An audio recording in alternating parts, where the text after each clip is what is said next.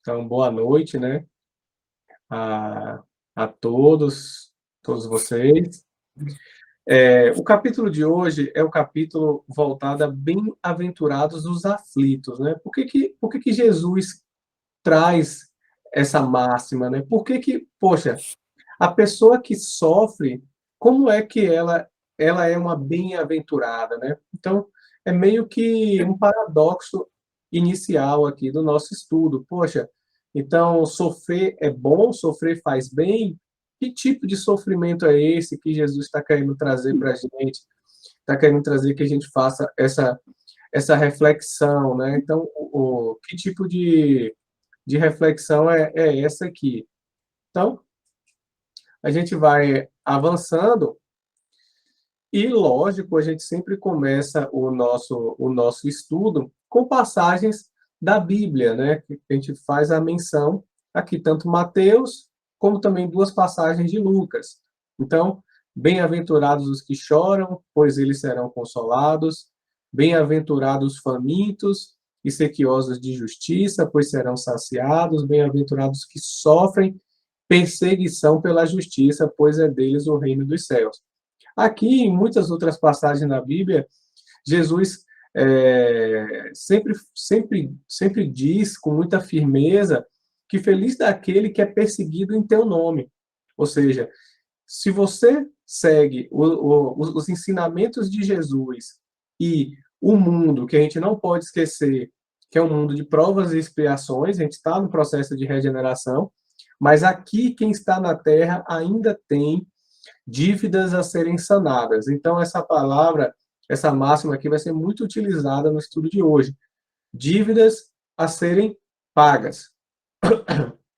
Dívidas a serem pagas. Então, presta muita atenção nisso aí que eu estou falando, porque a gente vai voltar nesse termo várias vezes. Bem-aventurado vós que sois pobres, porque vosso é o reino dos céus. Bem-aventurado vós que agora têm fomes, porque serão saciados. Ditosos sois, pois agora que choram, pois rireis. Então, como eu disse, né, toda essa questão da aflição, toda essa questão vem de uma derivação de pagamento de dívidas, seja ela através de expiações e seja ela através de provas. É muito importante que às vezes as pessoas elas colocam como se fossem a mesma coisa, expiações e provas, e não são completamente distintas e com objetivos distintos.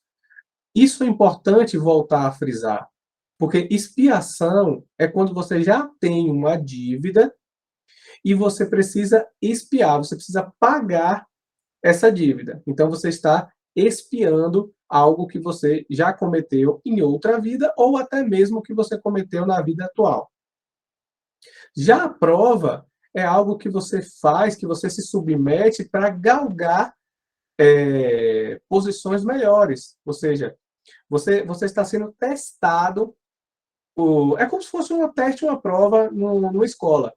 Você estudou, a gente está aqui estudando o Evangelho, a gente está estudando esse capítulo, e depois a gente vai ser colocado à prova, a gente vai ser colocado em teste. Então, a espiritualidade tem múltiplas formas de testar a gente. Só para fazer uma comparação, lá tem aquele filme do Alto da Compadecida, depois que eu esqueci o nome do personagem, ele volta, né? Ele tem uma quase morte, depois ele volta, ele teve um encontro com Jesus, e aí ele encontra um pedinte na rua. E aí o amigo dele chega e fala, às vezes Jesus se disfarça para testar a gente. Aí ele fala, não, mas não se preocupa não, porque esse não é Jesus não, porque eu conheço. Então, assim, é uma comédia, né, uma brincadeira, mas a ideia é que muitas vezes a gente é testado e a espiritualidade se disfarça em várias situações que a gente é posto à prova. Então, é muito importante estar bem atento em relação a essas provas que são colocadas na nossa vida. E, por fim, né, mais um aqui, mas ai de vós, ricos, que tendes no mundo a vossa consolação, já que vós estáis saciados, porque tereis fomes. Ai de vós que agora rides, porque serão constrangidos a gemer e a chorar. Então, Não vão perder nunca a máxima, que a ideia aqui é bem-aventurados aflitos. Então, bem-aventurados aflitos, eles estão sofrendo na terra. Que tipo de sofrimento? É um pouco do que a gente vai discutir aqui no decorrer do estudo. Aí o evangelho ele já começa. Esse estudo aqui de hoje vai ser várias provocações, várias reflexões. Então, a primeira reflexão é em relação à justiça das aflições. Esse capítulo, apesar de ser um capítulo denso, mais uma vez mostra uma coisa que eu já venho falando há muito tempo. Uma das coisas que mais me aproximou da doutrina espírita, que é a lógica, que é o raciocínio lógico, a estrutura lógica do pensamento por detrás do evangelho. Eu sei que muitas pessoas não vão compartilhar, não vão concordar com a doutrina espírita e até mesmo com o que eu vou dizer aqui nesse estudo. Mas jamais pode ser acusado de que não existe uma estrutura matemática lógica por detrás. E é aqui que a gente vai começar a ver mais incisivamente essas preposições matemáticas. Então, somente na vida futura pode-se efetivar-se as compensações que Jesus promete aos aflitos na terra. Então, os aflitos na terra, muitos deles até desencarnam ainda em aflição, e tipo assim, como é que um bem-aventurado é dessa forma? Inclusive, Kardec, aqui na própria estruturação do texto, mais na frente que vai ver, ele faz questionamentos incisivos, e a espiritualidade vai trazer as respostas que ele, no caso, almejava. Então, sem a certeza do futuro, as máximas que abordaremos nesse capítulo seriam até um engodo, seria uma adulação, seria uma enrolação. Então, um pouco de estudos que a gente já fez no passado. Se a gente acha que a alma é criada junto ao corpo, ou seja, que não existiram vidas pretéritas, muito do estudo que a gente faz aqui cai por terra. O próprio Espiritismo, muitas máximas perdem completamente o sentido quando a gente coloca que a vida, inclusive a espiritualidade diz que a vida na Terra é apenas, nesse capítulo coloca, é apenas um dia na eternidade. Mas existem espíritos que vão mais além nessa reflexão, que dizem que a encarnação na Terra é um piscar de olhos. Ou seja, às vezes a nossa pequenez é tão grande que a gente dá uma ênfase tão grande numa vida que é simplesmente efêmera, simplesmente um dia para a humanidade, para a existência da eternidade. Então, é uma reflexão que a gente precisa já fazer de início. E se preparem, pois a gente vai fazer muitas reflexões nesse capítulo. E aí, pergunta-se, por que alguns sofrem mais do que outros? Por que alguns nascem na miséria e outros nascem na extrema riqueza? Sem que nada tivesse feito para justificar, poxa, como é que algumas famílias nascem na extrema miséria e outras nascem na extrema riqueza? Como é que algumas pessoas tudo conseguem fazer e outras nada conseguem fazer? Tipo, como é que eu respondo essas questões? Como é que eu consigo trazer respostas para isso? E aí, novamente, a gente precisa entender da questão da vida futura. Mas o Evangelho vem dizer, não só a fé no futuro pode consolar e infundir paciência, mas ele não explica 100% como funciona a justiça de Deus. É outra frase-chave para o nosso estudo hoje. A justiça de Deus. Como é que atua a justiça de Deus? Simplesmente por caprichos ou por uma ordem estruturada de justiça plena? O Evangelho, nesse capítulo, ele vai fazer com que a gente reflita muito sobre a perspectiva da justiça de Deus e não sobre a justiça nossa.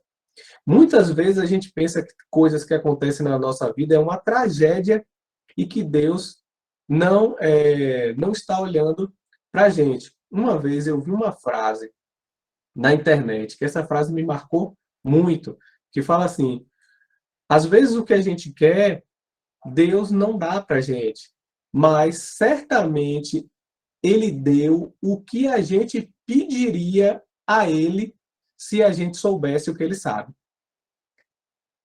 Deus dá exatamente o que a gente precisa e o que a gente pediria se a gente estivesse no lugar dele. É necessário muito refletir sobre isso que eu acabei de falar. Como esse estudo vai estar gravado, vocês depois podem até voltar e parar e fixar na reflexão de vocês sobre essa frase. Então, continuando aqui, logo, as vicissitudes da vida derivam de uma causa. Ou seja, tudo o que acontece na nossa vida tem uma causa.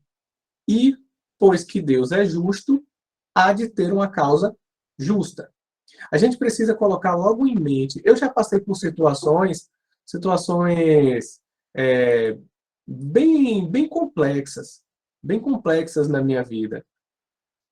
E eu posso te dizer que a primeira coisa que me veio na mente é: Deus é justo e Deus é bom. O que Deus quer que eu aprenda com tudo isso?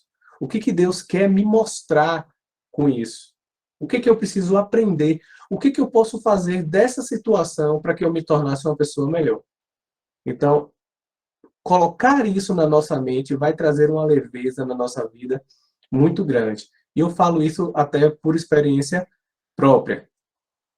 E a gente vai, né, continuando os estudos. Deixa eu só ver aqui uma coisa certinho. Então, a gente vai continuando os estudos e aí o evangelho ele vai evoluindo. Então, existem dois tipos de vicissitudes, né, de sofrimentos na vida. E elas vêm de duas fontes. Ou você está, a gente já até discutiu um pouco sobre isso, ou você está sofrendo ou em aflição por causas que você cometeu na sua própria encarnação, ou você está passando por isso por situações que você fez em vidas pretéritas. Essa é uma lógica que a gente vai estudar mais com profundidade lá na frente. Essa é uma das respostas a pessoas que nascem com doenças físicas, com questões psicológicas, com deficiências de um modo geral, sendo, poxa, a pessoa nasceu assim. Muitas vezes ela vai depender da sociedade durante a vida inteira. Então, o que fez essa pessoa por merecer essa deficiência de nascença nessa vida? Nada. Ela não fez nada nessa vida. Mas se Deus é justo, alguma coisa aconteceu em vidas passadas. E só, olha como a matemática vem com a gente. Olha como a matemática vem com a gente. Então, raciocínio lógico. Então, se tem uma causa passada, significa que existe uma outra vida. E não só essa. Então, só aqui a gente já elimina matematicamente, gente. Eu não estou falando de espiritismo, não. Eu estou falando de matemática. Já aqui, a gente elimina a tese de uma única vida. De uma única vida. A gente já elimina matematicamente, através do raciocínio lógico. Então, isso é uma das coisas que me encantou no Espiritismo. É a matemática envolvida aqui. E aí, o que a espiritualidade vai trazer para a gente? Quantas uniões ruins, quantas uniões por interesse, quantas questões por dinheiro, por vaidade, tantas doenças por excessos que as pessoas cometem, ou seja, tudo isso poderia ter sido evitado. O que a espiritualidade quer trazer aqui é que muitas das dores que a gente tem poderia ter sido evitada. E aí o que a espiritualidade vai trazer novamente? Interrogue a sua consciência. Interrogue a sua consciência. E você vai perceber que, pelo menos nessa vida, muita coisa que você sofre, ou muita coisa que você já sofreu, principalmente o que a gente já sofreu é mais fácil de analisar, o que você já sofreu poderia ter sido evitado por mudanças de comportamento. E para trazer mais aqui para o nosso estudo, por um comportamento ligado ao Evangelho de Jesus. Quanto mais a gente se aproxima do Evangelho de Jesus, menos dores, menor é a necessidade de permanecer nesse plano, que é outro ponto-chave do estudo de hoje.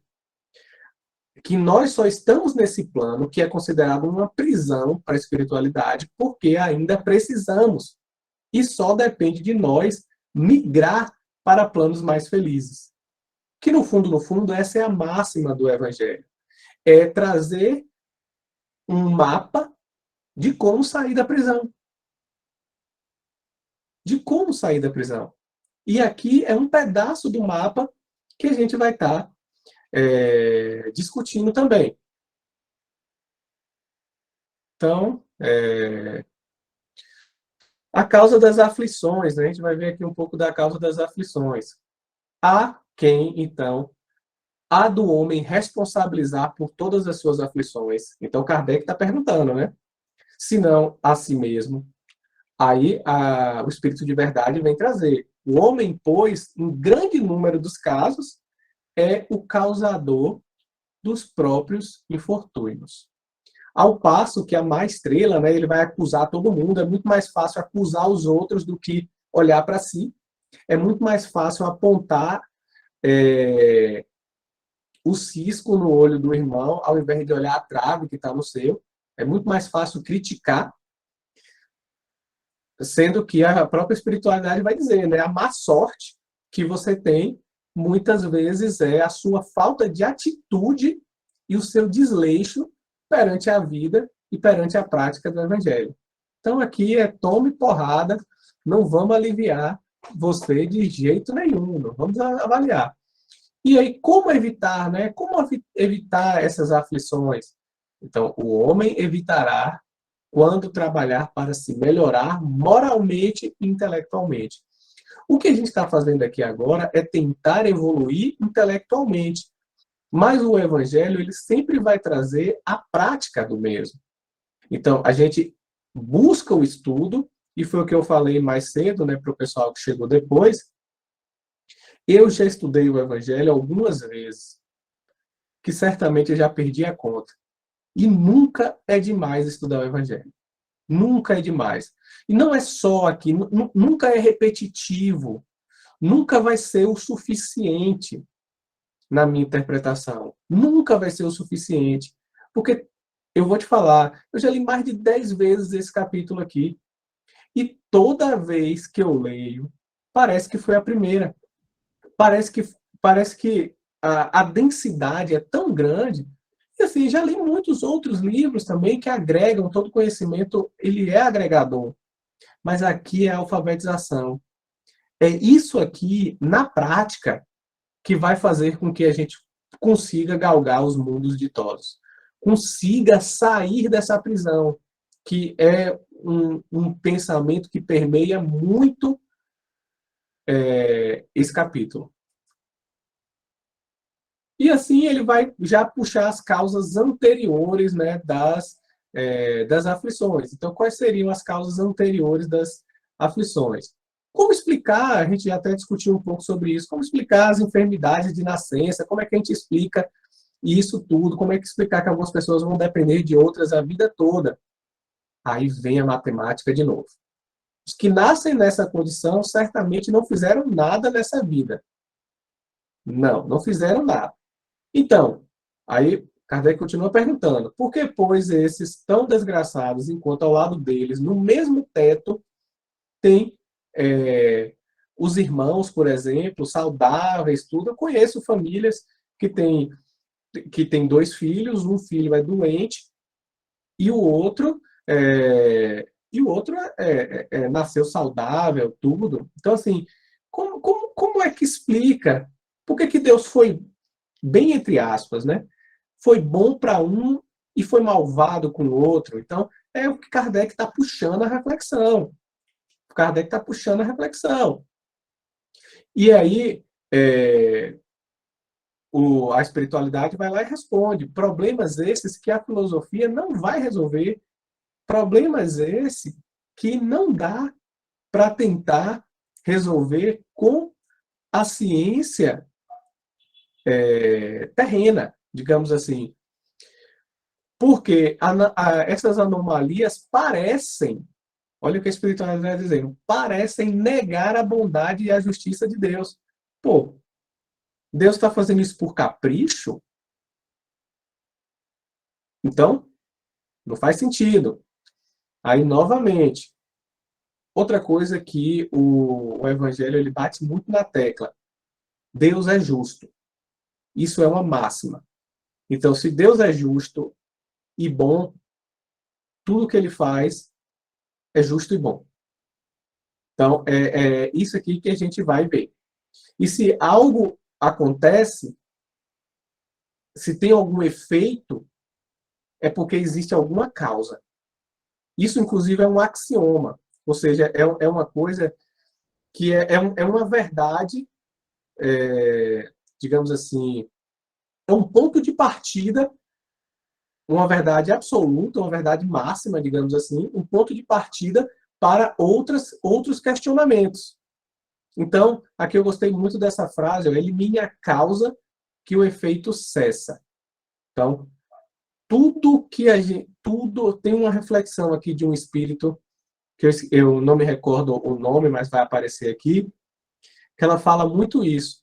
A gente tem que estar muito preocupado com as consequências dos nossos atos.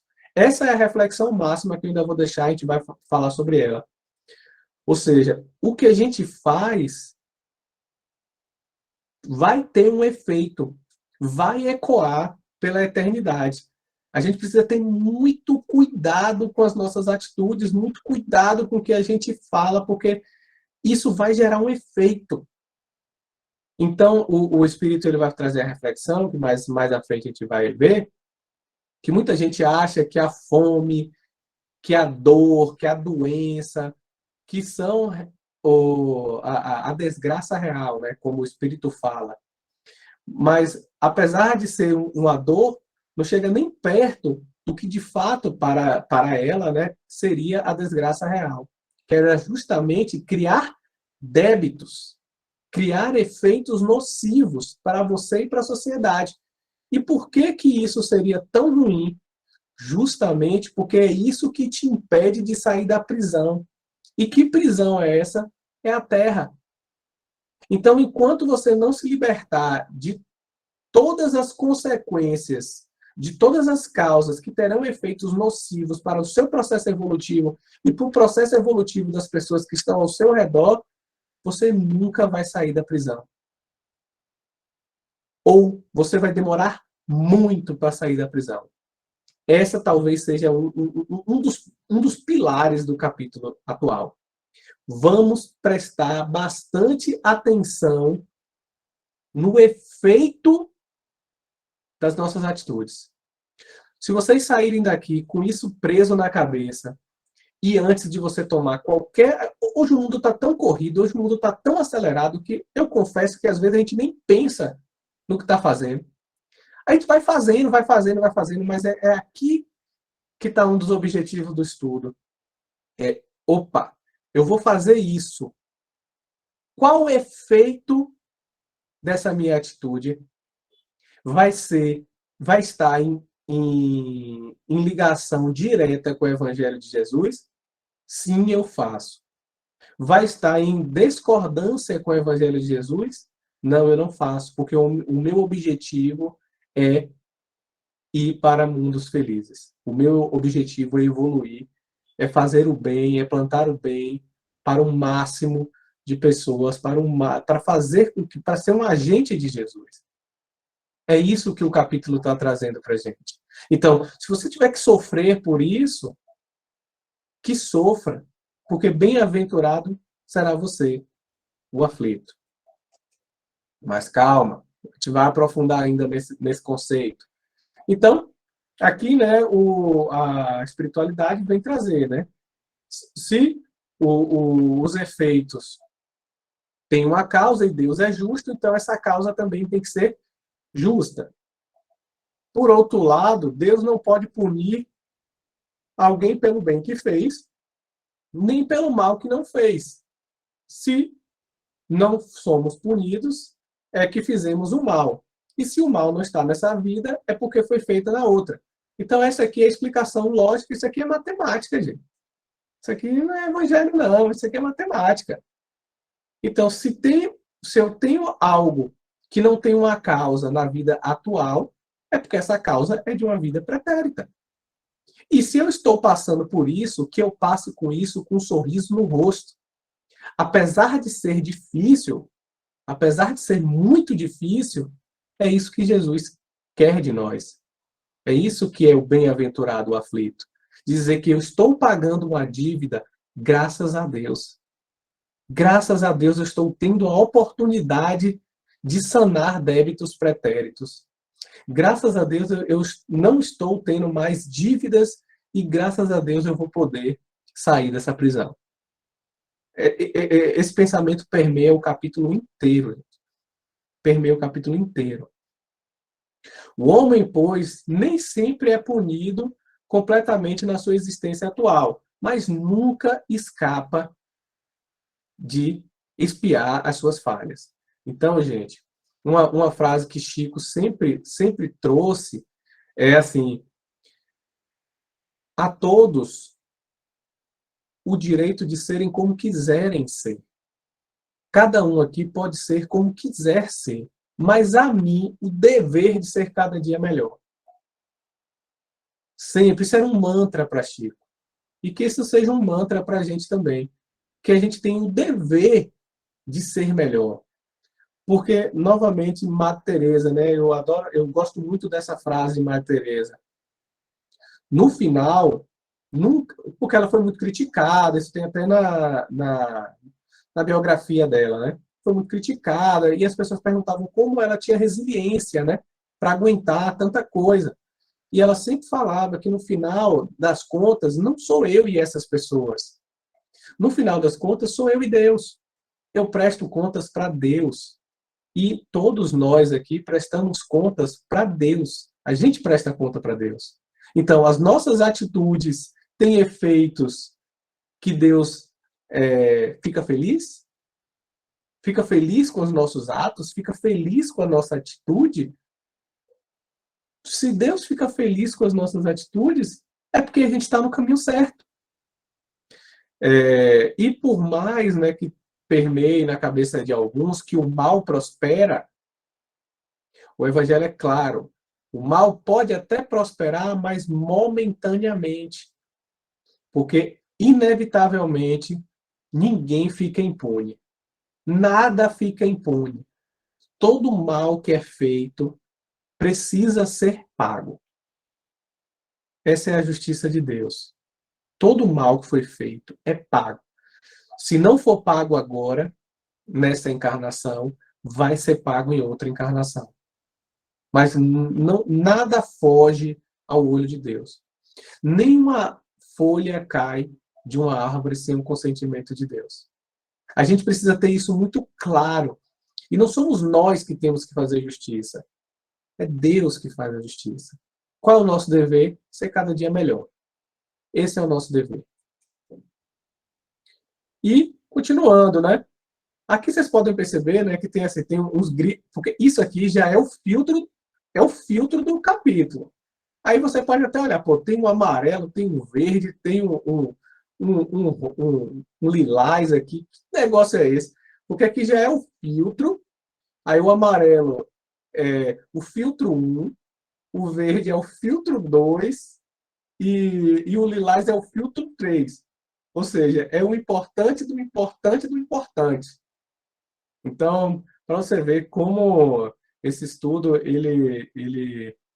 eu mesmo sou apaixonado por esse estudo e vou desencarnar ainda lendo o Evangelho e ainda não vou aprender tudo. Ainda vou ter que voltar para estudar novamente. De fato, um mapa que a gente tem para sair daqui.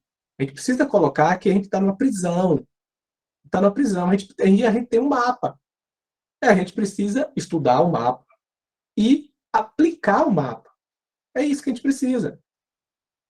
E aí, os sofrimentos, né, continuando o estudo, os sofrimentos devido a causas anteriores e as que se originam na vida atual, né, muitas vezes são consequências de faltas cometidas. E pela ação da justiça, sofre o que a gente fez outras pessoas sofrerem. Então, olha só o que a espiritualidade vem trazer. Se você foi duro e desumano numa vida, você vai sofrer com a desumanidade em alguma. Se você foi muito orgulhoso, você pode nascer em condições humilhantes. Existem inúmeros exemplos disso, gente, que eu não vou me alongar nesse tema, porque senão seria tema de um outro estudo. Mas, assim, isso aqui é um exemplo aí que a gente pode ter até nos nossos lares. Se você fez um mau uso de riqueza, pode nascer com privações. Se você for um mau filho, você pode também ter problemas com seus filhos. Então, tudo isso vem com a questão do causa e efeito, que a gente precisa sanar essas dívidas. E, novamente, eu tenho que ser o melhor que posso ser e agradecer a Deus por todas as aflições que eu tenho. Agora, vírgula, que também a gente vai discutir aqui. Quando um leitor, né, um, alguém pode estar numa desatenção e pensar assim, então sofrer é bom. Não é nesse sentido. Então, inclusive no próprio Evangelho fala, poxa, se você tem um espinho no pé e você tem a possibilidade de tirar esse espinho no pé, para que você vai sofrer? O que esse sofrimento vai agregar para você? É o sofrer pelo sofrer. Não é isso que o Evangelho prega. Então, assim, é preciso deixar bem claro isso. Então, assim, você sempre deve buscar aliviar os seus sofrimentos, bem como aliviar o sofrimento dos irmãos. Mas, quando não é possível, que você aceite com resignação as aflições, entendendo que Deus, tipo assim, você faça a tua parte que eu te ajudarei. Então, se não for, que nunca xingue Deus, nunca levante blasfêmias contra Deus nesse princípio. Então, é preciso diferenciar isso. Aqui, ó, o Lilás. Pegou o Lilás, foca nisso. Ó. Jamais deve o homem esquecer que se acha num plano inferior, ao qual somente as suas imperfeições o preservam. Gente, volta e depois lê essa frase de novo. Porque a gente só está aqui por nossa causa. A gente não quer ir para planos felizes? Ou melhor, a gente não quer permanecer na Terra quando a Terra passar a ser um mundo em regeneração, onde não vai precisar mais espiar, só vai ter provas? Só depende da gente. Não depende de mais ninguém. Só depende da gente sair da prisão por bom comportamento. É igual a prisão da Terra. Você cometeu um crime, você vai para a prisão. Se você tiver bom comportamento, se você ajudar os outros presos, por bom comportamento, você consegue a sua liberdade. A mesma coisa é a nossa liberdade da Terra. A Terra é um plano de provas e expiações num processo de regeneração. Existem felicidades, existem belezas, existem prazeres que a gente não tem a capacidade de visualizar ainda, devido às nossas inferioridades. Aí continuamos. A cada vicissitude, cumpre-se lembrar de que, se pertencesse a um mundo mais adiantado, isso não se daria e que só depende de nós não voltar para cá, trabalhando para melhorar. Olha que coisa boa. Vamos trabalhar. O Evangelho é sempre um convite para o trabalho. Vamos trabalhar. Vamos bem dizer a Deus. Vamos, poxa, se eu estou tendo aflições, deixa eu agradecer a Deus que eu estou pagando minha dívida. Eu estou pagando minha dívida. Eu vou estar numa situação muito melhor para sair dessa prisão em vidas futuras. Olha só como o Evangelho ele inverte a lógica. Enquanto algumas pessoas passam por aflições e deprimem,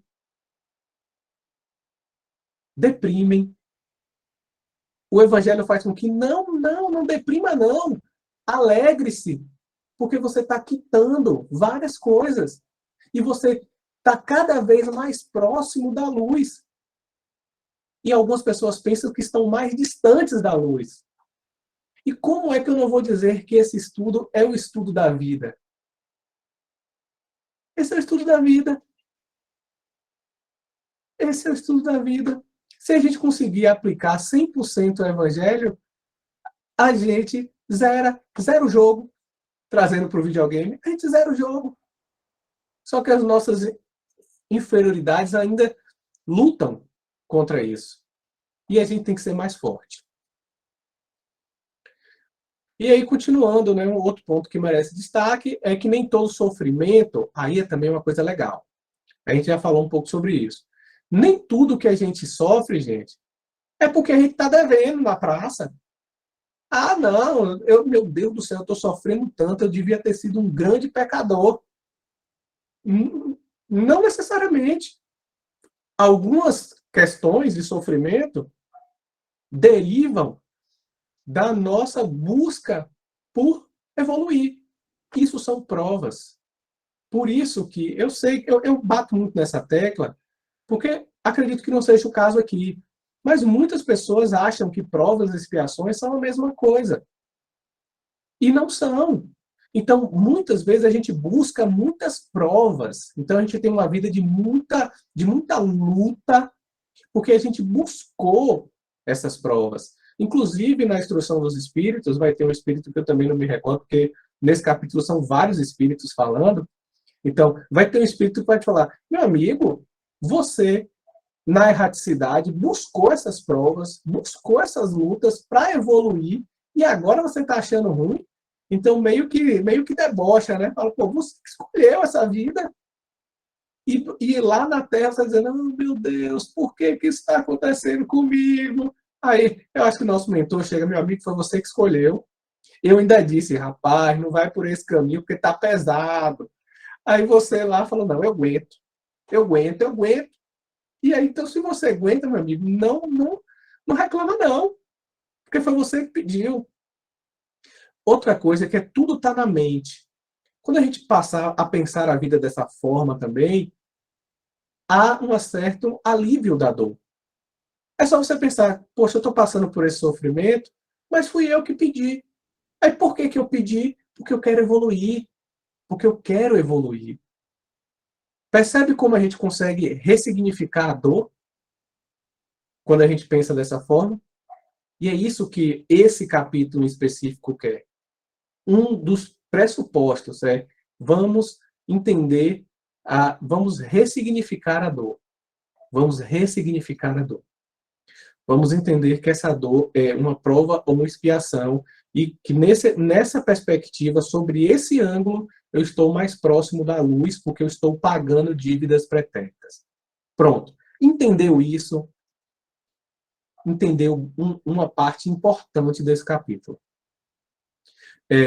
Então, uma outra perspectiva aqui, né? Se a gente tem provas, se a gente tem expiações, é porque temos inferioridades. Porque o perfeito não precisa ser provado. A pessoa que já atingiu a plenitude não precisa ser provada. Jesus não precisava ser provado. Jesus era um espírito crístico, que na carne é infalível. E mesmo assim, ele veio e se submeteu a passar por tudo que passou para trazer o evangelho prático. A gente tem isso aqui que a gente está estudando, teoricamente, na prática. E quem é a prática? Jesus. Jesus é a prática disso aqui tudo. A gente sabe como proceder. A gente tem que proceder como Jesus procedeu. Lógico, a gente está muito distante do espírito evoluído que é Jesus. Mas a gente vai tentando, a gente tem um modelo para se espelhar. Jesus demorou mais de 1000 anos para condensar a energia para poder encarnar. Então, vamos refletir sobre isso. A felicidade completa. Novamente, né, os espíritos vão falar que a felicidade completa ela não é deste plano. A nossa mente ela não consegue conceber por causa da nossa inferioridade. Então, a felicidade plena é a felicidade dos mundos felizes, dos mundos ditosos. A gente ainda não consegue conceber isso. Mas, quanto mais a gente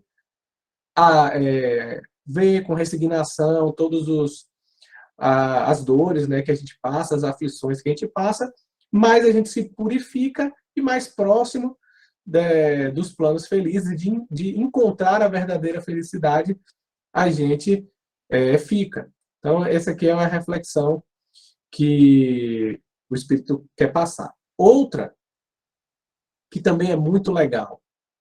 Eu também sempre fui voto vencido, muito voto vencido nisso aqui. Porque, gente, tudo que Deus faz, na minha concepção, respeito concepções adversas, mas na minha concepção, tudo que Deus faz é perfeito. Tudo que Deus faz é perfeito. Então, se a gente não lembra das nossas vidas passadas, se é colocado um véu do esquecimento sobre o que a gente foi em vidas passadas, é porque Deus entende que isso é uma vantagem. É porque Deus entende que isso é bom para o nosso processo evolutivo. Porque se Deus não achasse que isso não era benéfico, a gente não tinha. E por que eu digo que eu sou voto vencido nesse aspecto? Porque eu nunca fui a favor de terapias de regressão. Eu acho que, às vezes, isso pode atrapalhar. E esse pensamento esse meu pensamento converge com o pensamento dos espíritos. Porque muitos inconvenientes trazem com algumas descobertas do passado. Vai saber quem você foi para o seu filho, ou quem seu filho foi para você. Vai saber o que eu fui para minha mãe, ou o que eu fui para o meu pai, o que meu pai foi para mim, ou até mesmo vocês aqui. Vai saber o que eu fui para Consuelo, o que Indira foi para mim. Então, assim, Deus sabe o que faz. Deus sabe o que faz. E é essa a reflexão. Deus entende que ter esse conhecimento, poderia ser muito mais prejudicial do que benéfico. E por isso que é feito dessa forma. Então, o capítulo também traz essa reflexão. Outra questão, né, os motivos para a gente ser resignado, o motivo para a gente seguir com fé. Bem-aventurados os aflitos, pois eles serão consolados. Jesus aponta a compensação dos que sofrem com resignação, bendizendo o sofrimento. Basicamente, gente, é aquilo que a gente já conversou. Se eu estou passando por aflições e não tenho meios de sair dessas aflições, eu preciso entender que eu estou pagando dívidas pretéritas, ou até mesmo dívidas dessa vida, e eu tenho que, com resignação, entregar minha vida para Deus. Entender que Deus é soberanamente bom e justo e sabe o que é melhor para mim do que qualquer outra pessoa. E isso faz com que os tesouros do céu me esperem, porque eu estou cada vez mais próximo da luz. Basicamente, é isso aqui. Aí ele vai fazer até uma reflexão. Poxa, para pensar. Se você está sofrendo nessa vida e a quem você está devendo disso, se você sofrer nessa vida, que é cerca de uma centésima parte do que você me deve, eu quito sua dívida. Mas se você ficar reclamando, você vai ter que me pagar, não importa quantas vidas, você vai ter que me pagar tudo. O que é melhor? Suportar com resignação e pagar um centésimo da dívida e estar quitado? Ou ter que ficar resmungando e ter que pagar a dívida toda? É essa também a analogia que a espiritualidade faz nesse capítulo. É muito melhor aceitar com resignação e quitar uma dívida que seria enorme e só pagar um centésimo dela. Então, seria bem melhor pensar por essa perspectiva. E aí, novamente, ele vai enfatizar muito nesse... o capítulo ele é muito enfático nessa perspectiva. Muito enfático. Tal sentido das palavras, bem-aventurados aflitos, pois que serão consolados. são ditosos porque quitam e porque, depois de haverem quitado, estão livres. Livres de quê, gente? Livres dessa prisão que é a terra. Mas, novamente, ele também faz uma ressalva. É necessário que você quite as suas dívidas e também não faça novas dívidas. Porque se você continuar fazendo dívidas, lógico, existe a lei do progresso e a gente sempre está evoluindo. Mas mesmo que você faça dívidas, você ainda permanece preso. Porque não existe possibilidade de galgar andares, de galgar posições mais felizes com dívidas. Não dá. A gente precisa pagar essas dívidas. Aqui o Evangelho, nesse capítulo, ele também faz uma reflexão sobre o suicídio, né? Aqui eu só deixei um ponto, até para respeitar por completo o capítulo, mas esse tema também seria objeto de um estudo maior. Também seria objeto de um estudo maior. Aqui, ou até uma outra palestra, em outro momento. Mas a ideia aqui é que a dor, né, a aflição, pode até levar a pessoa a cometer o suicídio. Mas o que a espiritualidade está dizendo aqui, que é o objetivo, né, de você cometer o suicídio, que é encontrar um ente querido ou eliminar aquela dor, tem um efeito invertido. Não, é justamente o oposto do que você pensava que ia acontecer, o que acontece. Então, aqui eu nem vou muito me aprofundar sobre esse assunto, porque seria objeto, com certeza, de um estudo aí de, no mínimo, 2 horas para falar sobre o suicídio e as consequências dele.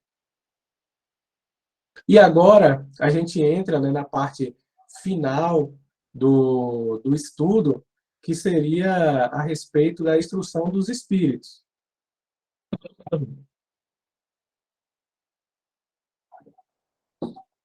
A primeira instrução dos espíritos, eu até coloquei a imagem, né, de cada espírito que é citado nesse capítulo.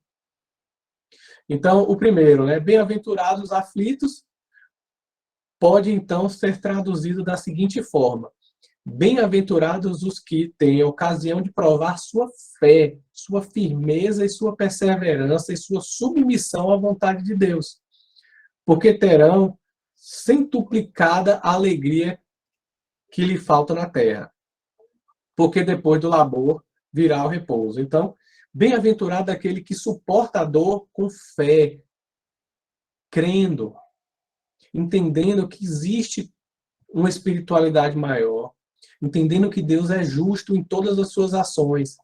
Colocar a nossa vida para Deus. Então, é mais um reforço de tudo que a gente estudou no capítulo. Outra questão, Santo Agostinho, e vós, que mais sofreis, considerai-vos os afortunados da terra. Ou seja, fica feliz com isso. Olha como é um contrassenso, olha como é uma virada de mesa o Evangelho vem propor para a gente. Então, você muitas vezes escolheu isso lá no espaço, e por que agora você está choramingando? Por que agora você está achando ruim, murmurando? Então, Santo Agostinho duro aqui. Sanson, né, que é um ex-membro da Sociedade Espírita de Paris. Muito legal essa reflexão que ele traz.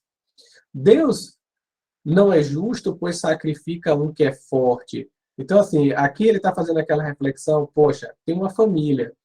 Aí um filho ou um jovem morre enquanto um idoso fica. Então, tipo, cadê a justiça de Deus que coloca um jovem que tinha tanta coisa pela frente, desencarnar, e um outro idoso que já tinha muito pecado, que já fez muita coisa, ficar? Poxa, cadê? Cadê a lógica nisso aí? Aí ele vem, né? Humanos. Nesse ponto, vocês precisam se elevar para compreender que o bem, muitas vezes, está onde você julga o mal. Então, às vezes você está julgando algo como se fosse ruim, mas é uma coisa boa. E aqui vem para aquela frase que eu quero que fique na mente de vocês. Nem sempre Deus me dá o que eu quero, ou o que eu peço para ele, mas ele sempre me dá o que eu pediria se soubesse o que ele sabe. Ele dá o que eu pediria se eu soubesse o que ele sabe. É exatamente isso que o Espírito está querendo trazer para a gente. Por que que você avalia a sua justiça? Você avalia a justiça de Deus pela sua? Tipo, quem é você para julgar a justiça de Deus pela sua? Que está aqui num plano de provas e expiações em regeneração, pode achar que o Senhor dos mundos age por capricho? Ah, eu não estou gostando não dessa pessoa, então vou lá e vou castigar ela. Ah, por que você fez isso, Deus? Porque eu estava afim. Tipo, você acha?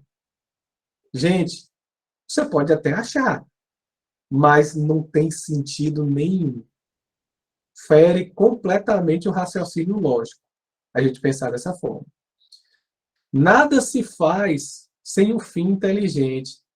E seja qual for, tudo tem uma razão de ser.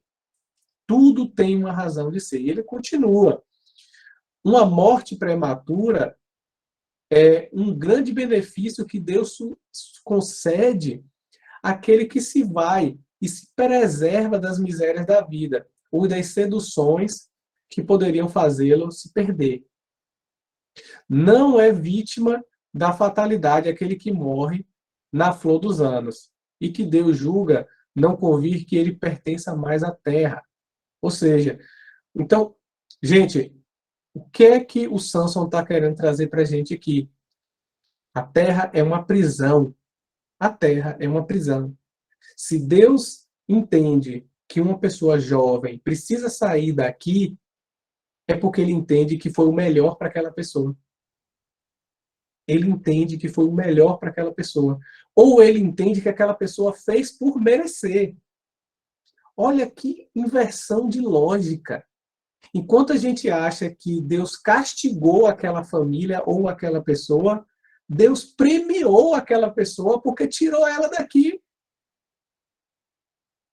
Gente, para pensar por esse ângulo. Metade das nossas dores caiu por terra. Iam embora. Gente, Deus deu um presente para aquela pessoa e você está xingando Deus. É preciso também, lógico, muita maturidade para entender isso. E é isso que o Evangelho cobra da gente, né? Ou pelo menos demonstra para a gente. Aí, olha só o que ele vai para fechar esse ponto. Em vez de você ficar se queixando, alegre-se quando Deus deseja retirar alguém desse vale de misérias. Não seja egoísta para desejar, não será egoístico desejar que ele continue aqui sofrendo com você, entendendo que isso aqui é uma prisão? Não seria? É uma reflexão. Ah, essa dor se concebe naquele que carece de fé e vê a morte como uma separação eterna. A gente já viu em capítulos anteriores que a morte não é uma separação eterna. É um simples piscar de olhos na humanidade. Vós, espírito, na eternidade. Vós, espíritas, sabeis que a alma vive muito melhor sem o corpo físico. Então, alegre-se. É isso que o Samson quer trazer para a gente. Aqui o Fenelon, né? Ele também vai trazer uma outra reflexão interessante. Fazendo de um homem mau que escapa de um perigo, costuma-se dizer: se fosse um homem de bem, tinha morrido. Quem nunca ouviu essa frase por aí? Chega assim no jornal e fala: rapaz, se fosse um cara de bem, tinha morrido. O Fenelon está trazendo justamente que isso é verdade. E por que isso é verdade? Porque se fosse um homem de bem, Deus tinha levado. Tipo, meu filho, você já pagou sua dívida, vamos embora. Vamos sair dessa prisão. Toma aqui, ó, seu habeas corpus, vamos embora. Então, receberá a graça de ter uma vida tão curta quando você é aprovado, né? Tem essa questão. Que direis a um prisioneiro que cumpriu a sentença contra ele pronunciada e você quer que ele fique preso? Aqui é uma outra reflexão que o Espírito traz. Poxa, Você foi preso, pagou sua dívida, saiu da prisão. A sua família, não vai sair da prisão, não, vai ficar todo mundo preso. Você, você fica feliz quando isso acontece na Terra? Não, acha que isso é injusto. Por que você fica feliz quando isso acontece com os espíritos? Outra reflexão. E a reflexão mais profunda que ele faz aqui, ó. Habituai-vos a não desaprovar o que você não consegue compreender. Apenas creia, Deus é justo em todas as suas coisas. Muitas vezes o que te parece mal é um bem. Muitas vezes você acha que é algo que Deus te castigou e Deus te deu um livramento. E você não está entendendo pelo olhar de Deus. Aqui tem o Bernardino, né, um outro espírito aqui das instruções. Aqui ele vai trazer uma perspectiva legal. Vou dar uma acelerada para pegar a última reflexão aqui. Ele vai dizer que todo mundo tem que espiar, todas as pessoas têm dívidas a serem pagas, mas não cabe a gente julgar isso. Então, se eu tenho a possibilidade de ajudar um irmão que está espiando uma dor de uma dívida passada, eu devo fazer. Eu devo ajudar ele a passar por essa prova ou passar por essa expiação. É isso que o Evangelho convida a gente para fazer, para ajudarmos como irmãos. Então, é isso. Ah, não, mas Deus deixou para ele pagar uma falha lá dele, então deixa ele pagar sozinho. Não. Se você, aí o Espírito vai dizer, quem sabe Deus não colocou você no caminho daquela pessoa para aliviar o sofrimento dela? Quem sabe ali não é uma prova para você? Na dúvida, faço bem, meu amigo. Na dúvida, faço bem. Quem sabe? Quem sabe você não está na hora certa, no lugar certo, sendo testado? A gente é testado a todo momento. Então, é essa reflexão também. E, por fim, a última reflexão aqui que eu gostaria de trazer em relação a esse capítulo é em relação ao que a gente pensa que são dores, o que a gente pensa que é, segundo o Espírito, a desgraça real, né? Muitas vezes a gente pensa que é a fome, muitas vezes a gente pensa que é o fogão, né, sem brilho, como o Espírito fala aqui, o berço que o anjo desapareceu, ou seja, mortes prematuras, nas lágrimas, nos cortejos fúnebres, né, na traição, e várias questões, né, que a gente entende que é o sofrimento máximo.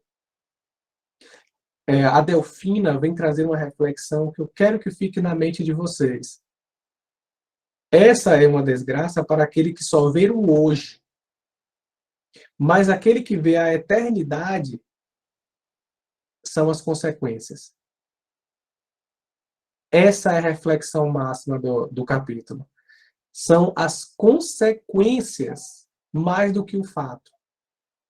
Então, prestemos atenção muito nas consequências dos nossos atos. Antes de tomar qualquer atitude ou falar qualquer coisa, a gente sabe que a nossa voz, o chácara laríngeo, tem um poder de transmutar, de transformar realidades. A gente fere muito com a nossa voz, mais do que a gente próprio pode imaginar. Então, que a gente pense muito antes, mesmo com esse mundo caótico, acelerado, que é a vida. O que eu vou fazer? Quais são as consequências deste ato? Estão em concordância com o Evangelho de Jesus? Faço. Estão em discordância com o Evangelho de Jesus? Não faço. Estou na dúvida se está em concordância ou discordância, eu preciso refletir melhor antes de tomar uma atitude. Então, é essa uma das grandes máximas que o capítulo quer trazer e que eu queria deixar para todos vocês. Vamos, a partir de hoje, analisar bem não apenas os fatos, mas as consequências dos fatos. Porque se forem consequências nocivas, vão trazer dívidas, e essas dívidas vão ser pagas de alguma forma e, inevitavelmente, vão atrasar o que a gente mais quer na nossa existência, que é galgar patamares cada vez mais altos para que possamos ter o nosso passaporte de saída desse plano. É isso que a gente veio fazer aqui. Não existe outra coisa que a gente veio fazer aqui. Então, é isso que eu queria passar. Que a luz esteja sempre conosco, abençoe nossas vidas, abençoe nossos lares, e que esse estudo entre na nossa mente e reflita nas nossas atitudes.